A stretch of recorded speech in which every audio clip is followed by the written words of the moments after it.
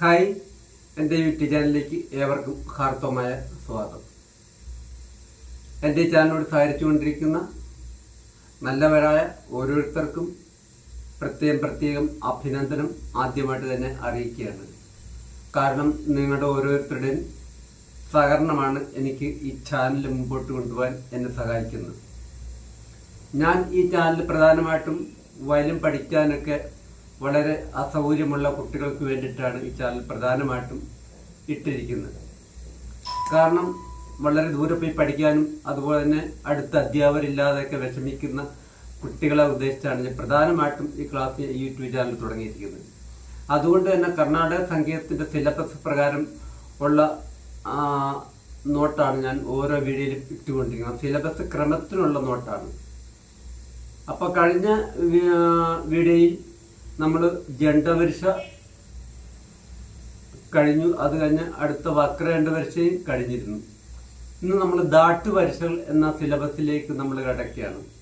ഈ ദാട്ടുവരിശ നമ്മൾ 2 രാഗത്തിലാണ് നിങ്ങളെ പരിചയപ്പെടുത്തുന്നത്. മായാമാളവ് ഗൗള രാഗത്തിൽ രാഗം നിങ്ങൾ പഠിച്ച കുട്ടികളായിരിക്കും വയലിൻ ഉപയോഗിക്കുന്ന മിക്ക കുട്ടികളും. കാരണം നമ്മൾ ഫസ്റ്റിലെ പഠിക്കുന്ന രാഗം മായാമാളവ് ഗൗള ആയതുകൊണ്ട് അതായിരിക്കും നമ്മൾ ആദ്യമായിട്ട് പ്രാക്ടീസ് ചെയ്യുന്നത്. അപ്പൊ ഇന്നത്തെ ക്ലാസ് നിങ്ങൾക്ക് തരുന്ന ദാട്ടുവരിശകൾ എന്ന സിലബസാണ്. ഈ ദാട്ടുവരിശ നിങ്ങൾക്ക് ഞാൻ പരിചയപ്പെടുത്തുന്ന ശങ്കരാഭരണം രാഗത്തിലും ഹരഹരപ്രിയ രാഗത്തിലുമാണ് പരിചയപ്പെടുത്തുന്നത്. അപ്പൊ ഈ 2 രാഗത്തിൽ നിങ്ങളെ പരിചയപ്പെടുത്തുമ്പോൾ നിങ്ങൾ മായാമാളവ് ഗൗള രാഗത്തിൽ നിങ്ങൾ ഇത് നല്ലപോലെ പ്രാക്ടീസ് ചെയ്യണം. കാരണം ഈ 2 രാഗത്തിലുള്ള പ്രാക്ടീസ് കിട്ടാൻ വേണ്ടിയിട്ടാണ് ഈ 2 രാഗത്തിൽ നിന്ന് പരിചയപ്പെടുത്തുന്നത്. അപ്പം ഈ 2 രാഗത്തിൽ വായിക്കുന്നതിന് മുമ്പ് നിങ്ങൾ ഇത് മായാമാളവ് ഗൗള രാഗത്തിൽ തന്നെ നിങ്ങൾ പ്രാക്ടീസ് ചെയ്തതിന് ശേഷമായിരിക്കണം നിങ്ങൾ ഈ രാഗത്തിലേക്ക് നിങ്ങൾ കിടക്കാൻ. ഇപ്പൊ നമുക്ക് വീഡിയോയിലേക്ക് കിടക്കാം. അപ്പൊ എൻ്റെ പാടുന്ന ക്രമം ഞാൻ ഒന്ന് പാടിക്കേൽപ്പിക്കാം. പാടുന്ന രീതി കർണാടക സംഗീതത്തിന്റെ പുസ്തകം ഉണ്ടെങ്കിൽ ആ പുസ്തകം നോക്കി നിങ്ങൾ പ്രാക്ടീസ് ചെയ്യുക. പുസ്തകം നമുക്ക് ബുക്ക് സ്റ്റാളിൽ കിട്ടും. അടുത്തുള്ള പ്രധാനപ്പെട്ട ബുക്ക് സ്റ്റാളുകളെല്ലാം കർണാടക സംഗീതത്തിന്റെ പുസ്തകം കിട്ടുന്നതായിരിക്കും. അത് വാങ്ങിക്കുക. അതല്ലെങ്കിൽ ഞാൻ പാടുന്നത് കേട്ട് നിങ്ങൾ നോട്ട് എഴുതി വെക്കുക. എഴുതി വെച്ച് പ്രാക്ടീസ് ചെയ്യുക. അപ്പം ദാട്ടുവരിശ നമ്മൾ വക്രകണ്ഠ വരിശ കഴിഞ്ഞുള്ള സിലബസാണ്. അപ്പൊ പാടുന്ന രീതി പാടി കേൾപ്പിക്കാം. നമ്മൾ 1ന്റെ ശ്രുതിക്കാണ് ഞാൻ വയലിൻ ടോൺ ചെയ്തിരിക്കുന്നത്. അപ്പൊ ആ ശ്രുതിക്ക് ഞാൻ പാടി കേൾപ്പിക്കാം. ആദ്യം ശങ്കരാഭരണ രാഗത്തിലെ ആരോഹണം അവരോഹണം വായിച്ച് കേൾപ്പിക്കാം.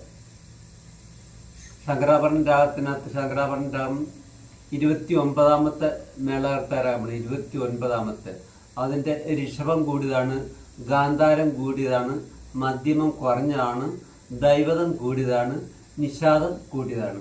അപ്പം നമ്മൾ ഗാന്ധാരവും മധ്യമവും ഈ രാഗം അറിയത്തില്ലാത്ത കുട്ടികൾക്ക് വേണ്ടിയാണ് ഇപ്പം പറയുന്നത്. രാഗം പഠിക്കാത്ത കുട്ടികളാണെങ്കിൽ ഋഷഭം നമ്മൾ സാധാരണ ശുദ്ധ ഋഷഭത്തിന്റെ മുകളിലായിട്ട് ഈ വിരല് അല്പം ഉയർത്തി കുത്തി കഴിഞ്ഞ് നമുക്ക് കൂടിയ ഋഷഭം കിട്ടുന്നതായിരിക്കും. കൂടിയ ഋഷഭം ശുദ്ധ ഋഷവും അതുപോലെ ചതുർശ്വ ഋഷവും രണ്ടും ചേർന്ന സ്വരങ്ങളാണ്.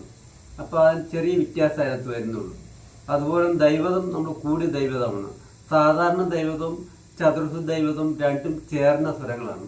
അതും ചെറിയ വ്യത്യാസം. അപ്പൊ സാധാരണ ദൈവതം കുത്തി അതിന്റെ തൊട്ട് മുകളിൽ നമ്മൾ അടുത്ത് അവരിൽ കുത്തി കഴിഞ്ഞാൽ നമുക്ക് കൂടിയ ദൈവതം കിട്ടുന്നതാണ്.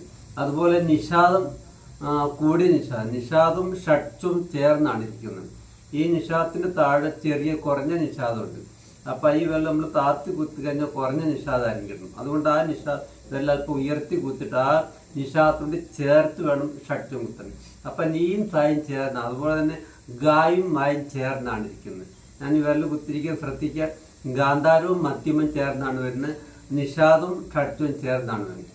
ഈ ഋഷഭവും ദൈവതം ഋഷഭവും ആ 2 നോട്ട് അല്പം ഉയർത്തി കുത്തുക. ഉയർത്തി കുത്തി നമുക്ക് ശങ്കരാഭരണ രാഗത്തിന്റെ പ്രസ്ഥാനം കിട്ടും. ഞാൻ ഒന്ന് വായിച്ച് കേൾപ്പിക്കാം. വയലിൻ നമ്മൾ 1നാണ് ടോൺ ചെയ്തിരിക്കുന്നത്. അപ്പോൾ 1ന് നിങ്ങൾ ടോൺ ചെയ്യുകയാണെങ്കിൽ നമുക്ക് ഒന്നും കൂടെ സൗകര്യപ്രദമായിട്ട് വായിക്കാൻ പറ്റും.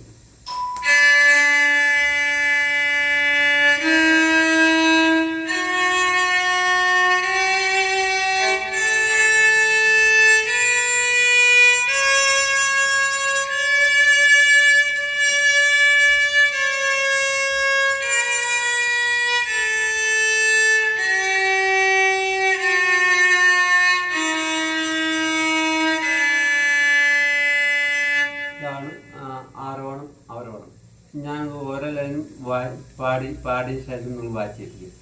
സാമഗരി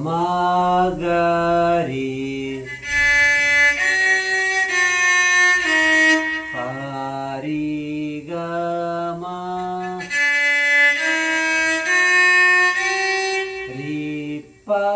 റിപമഗ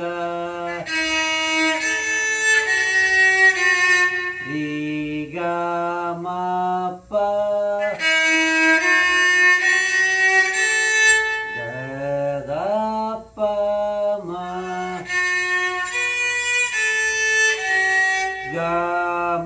ഗമപദ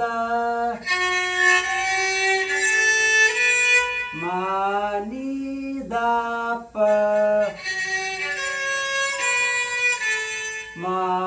മപദനി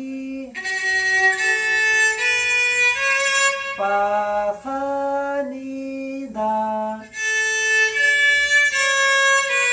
പദനി സ. ഇത് നമ്മൾ ആരോഹണം വായിക്കുന്നത്. ഈ ആരോഹണം വായിച്ചതിന് ശേഷം ഈ ക്രമത്തിൽ താഴത്തേക്ക് നമ്മൾ വായിക്കുമ്പോൾ അതിന്റെ അവരോഹണം കിട്ടുന്നു. ഇപ്പൊ സ്റ്റാർട്ടിംഗ് ഒന്ന് വായിച്ച് കേൾപ്പിക്കാം.